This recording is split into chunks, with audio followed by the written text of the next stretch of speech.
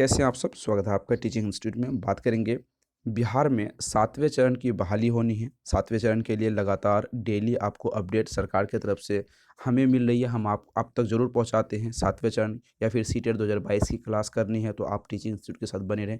CTET 2022 की class के notes लेने के लिए, एनसीईआरटी नोट्स लेने के लिए 7634993536 इस नंबर पर आप व्हाट्सअप करेंगे तो कंप्लीट नोट्स आपको मिल जाएगी।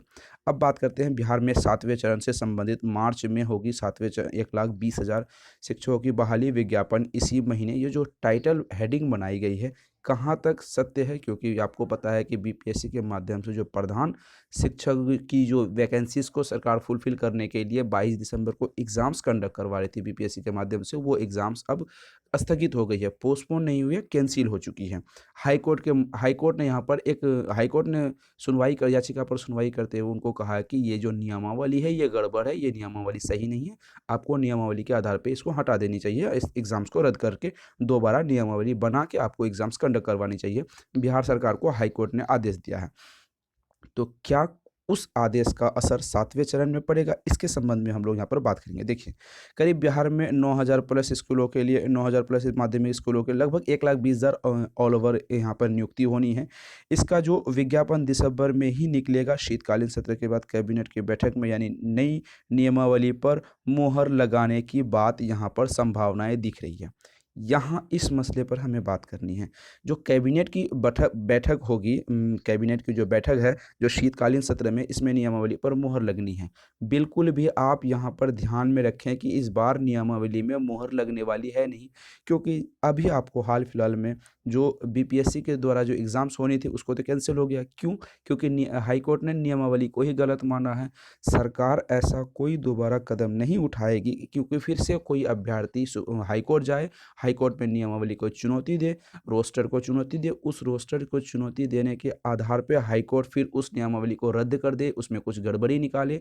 तो इस बार जो हाईकोर्ट ने कहा है बिहार सरकार को कि आप नियमावली जब भी बनाएं तो अपने अभ्यर्थियों से, विद्यार्थियों के ग्रुप से, संगठन से, शिक्षा विद्वान से आप चर्चा करें, डिस्कस करें, यानी उसकी राय लें कि नियमावली और रोस्टर किस आधार पर, मतलब कैसे कैसे बनानी चाहिए, तभी आप नियमावली बनाइए। यह हाईकोर्ट ने कहा है राज्य सरकार को।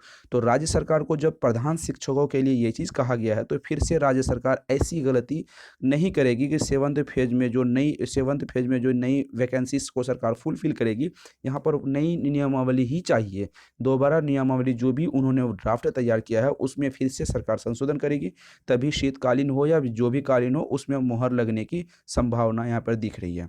मतलब यहाँ पर यह कहा जा सकता है कि इस बार जो शीतकालीन सत्र है उसमें नियमावली में मुहर लगना मुश्किल हो रहा। कंफर्म मैं नहीं कह सकता, अगर अगर हो भी गई तो शायद फिर कोई अभ्यर्थी जाएंगे कोर्ट में सवाल करेंगे, कोर्ट में अपील करेंगे, फिर से सुप्रीम हाई कोर्ट उसे कुछ ना कुछ त्रुटि निकाल के कैंसिल कर देंगे। तो अब सरकार की जिम्मेदारी है कि वो अपने नए सिरे से कैसे इस चीज़ों को आगे आगे बढ़ाएगी।